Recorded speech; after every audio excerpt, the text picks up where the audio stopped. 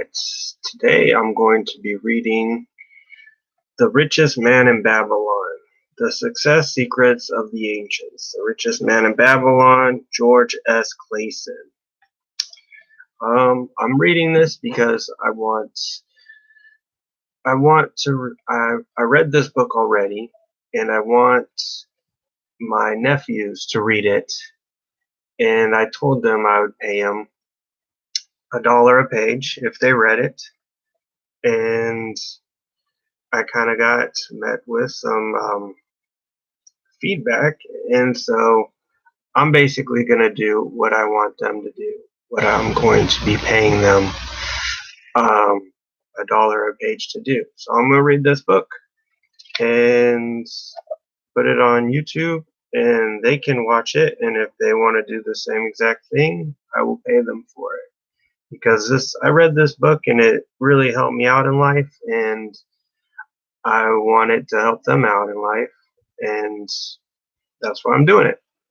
Okay, so let's read the back page first. The first read, okay, and also, I am not a good reader. I'm monotone, and so, yeah, I'm still going to do this, though.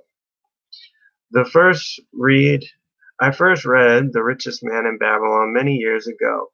Its philosophy worked for me then, and it will work now for anyone with the good sense to stick to it. I think it ought to be read by every young man or woman with ambition to make something of life. Van Allen Bradley, Chicago Daily News.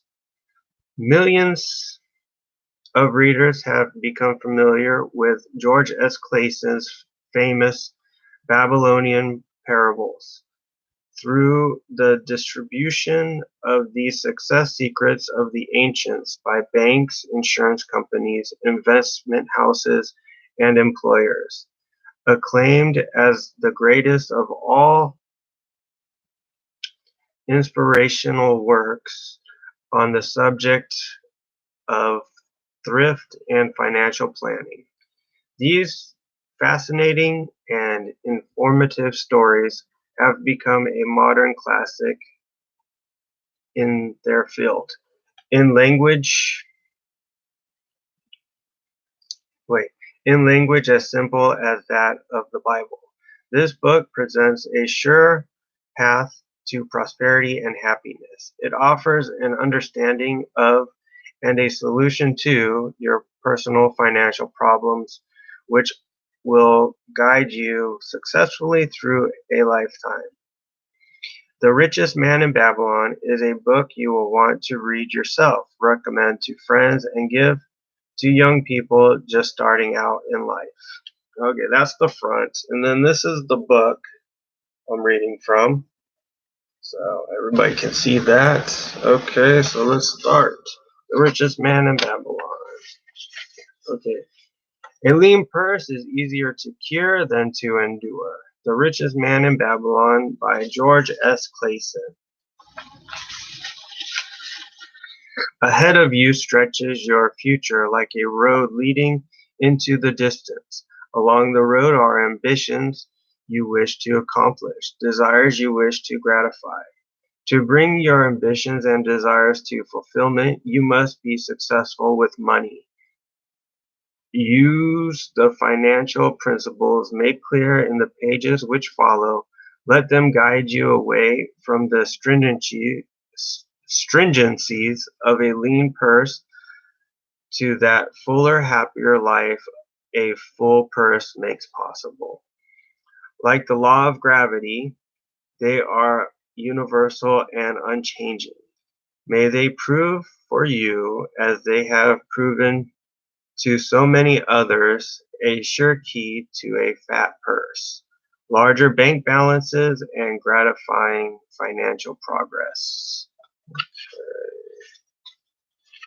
Forward. Our prosperity as a nation depends upon the personal financial prosperity of each of us as individuals. This book deals with the personal success of each of us. Success means accomplishments as the result of our own efforts and abilities. Proper preparation is the key to our success. Our acts can be no wiser than our thoughts. Our thinking can be no wiser than our understanding. This book of cures for lean purses has been termed a guide to financial understanding. That indeed is its purpose, to offer those who are ambitious for financial success an insight which will aid them to acquire money, to keep money, and to make their surpluses earn more money. In the pages which follow, we are taken back to Babylon, the cradle in which was nurtured the basic principles of finance now recognized and used the world over. To new readers, the author is happy to extend the wish that its pages may contain for them the same inspiration for growing bank accounts, greater financial successes, and the solution of difficult personal financial problems so enthusiastically reported by readers from coast to coast. To the business executives who have distributed these tales in such generous quantities to friends, relatives, employees, and associates. And the author takes this opportunity to express his gratitude. No endorsement could be higher than that of practical men who appreciate its teachings because they themselves have worked up to important success by applying the very principles it advocates. Babylon became the wealthiest city of the ancient world because its citizens were the richest people of their time. They appreciated the value of money. They practiced sound financial principles in acquiring money, keeping money, and making their money earn more money. They provided for themselves what we all desire, incomes for the future. GSC, George Samuel Clayson.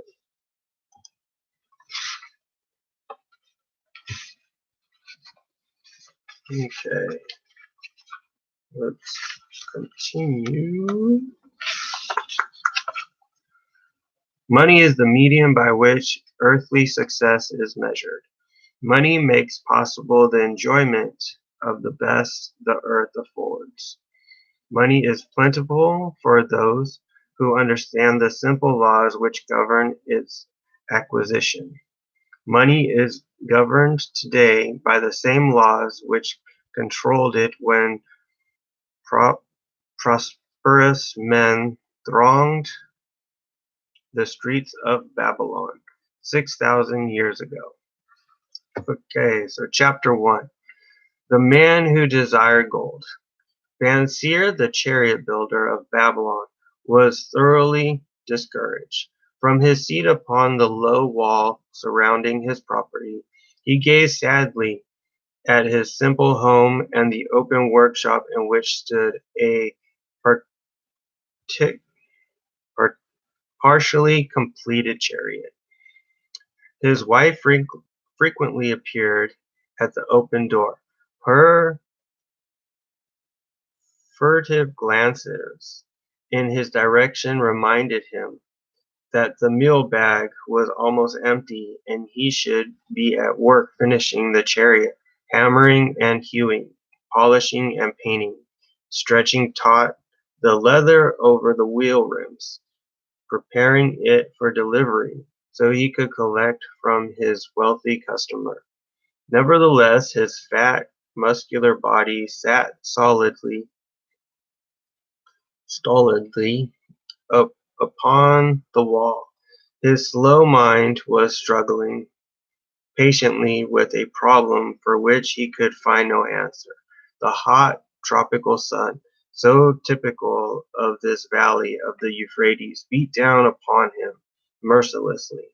Beads of perspiration formed upon his brow, and trickled down unnoticed, to lose themselves in the hairy jungle of his chest. Beyond his home towered the high terrace walls surrounding the king's palace. Nearby, cleaving the blue heavens, was the painted tower of the Temple of Bel. In the shadow of such grandeur was his simple home and many others far less neat and well cared for. Babylon was like this, a mixture of grandeur and squalor, of dazzling wealth and dearest poverty, crowded together without plan or system within the protecting walls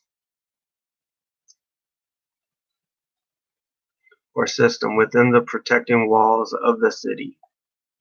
Behind him, had he cared to turn and look, the noisy chariots of the rich jostled the uh, crowded aside the sandaled tradesmen, as well as the barefoot beggars.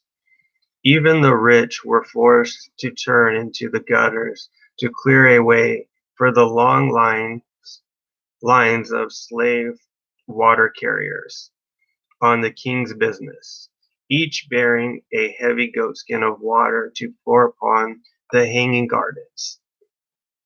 Bansir was too engrossed in his own problem to hear or heed the confused hubbub of the busy city. It was the unexpected twanging of the strings from a familiar lyre that aroused him from his reverie. He turned and looked into the sensitive, smiling face of his best friend Kobe, the musician. "May the gods bless thee with great liberty, my good friend," began Kobe with an elaborate salute. "Yet it does appear they have already been so generous thou needest not to labor. I rejoice with thee in thy good fortune. More more I would even share with thee. Pray, pray from thy purse, which must be bulging, else thou wouldst be busy in yon shop. Extract but 2 humble shekels, and lend them to me until after the nobleman's feast this night. Thou wilt not miss them ere thy are returned." "If I did have 2 shekels," Bansir responded gloomily, "to no one could I lend them, not even to you, my best of friends, for they would be my fortune, my entire fortune. No one lends his entire fortune, not even to his best friend." "What?" exclaimed Kobe, with genuine surprise. "Thou hast not 1 shekel in thy purse, yet sit like a statue upon a wall? Why not complete that chariot? How else canst thou provide for thy noble appetite? 'Tis not like thee, my friend. Where is thy endless energy? Doth something distress thee? Have the gods brought to thee troubles?" "A torment from the gods it must be," Bansir agreed. "It began with a dream, a senseless dream, in which I thought I was a man of means. From my belt hung a handsome purse, heavy with coins. These were shekels which I cast with careless freedom to the beggars. There were pieces of silver with which I did buy finery for my wife and whatever I did desire for myself. There were pieces of gold which made me feel assured of the future and unafraid to spend the silver. A glorious feeling of contentment was within me. You would not have known me for thy hard-working friend, nor wouldst have known my wife, so free from wrinkles was her face, and shining with happiness. She was again the smiling maiden of our early married days. A pleasant dream indeed, commented Kobe, but why should such pleasant feelings as it aroused turn thee into a gloom statue upon the wall? Why indeed, why indeed? Because when I awoke, I remembered how empty was my purse. A feeling of rebellion swept over me. Let us talk it over together. For as the sailors do say, we ride in the same boat, we two. As youngsters, we went together to the priest to learn wisdom. As young men, we shared each other's pleasures. As grown men, we have always been close friends. We have been contented subjects of our kind. We have been satisfied to work long hours and spend our earnings freely. We have earned much coin in the years that have passed. Yet to know the joys that come from wealth, we must dream about them. Bah! Are we more than dumb sheep? We have we live in the richest city in all the world. The travelers do say none equals it in wealth. About us is much display of wealth, but of it we ourselves have not. After half a lifetime of hard labor, thou, by best of friends, hast an empty purse, and saith to me, may I borrow such a trifle as 2 shekels until after the nobleman's feast this night? Then what do I reply? Do I say, here is my purse, its contents will I gladly share? No, I admit that my purse is as empty as thine. What is the matter? Why cannot we acquire silver and gold, more than enough for food and robes? Consider also our sons, Bansir continued. Are they not following in the footsteps of their fathers? Need they and their families and their sons'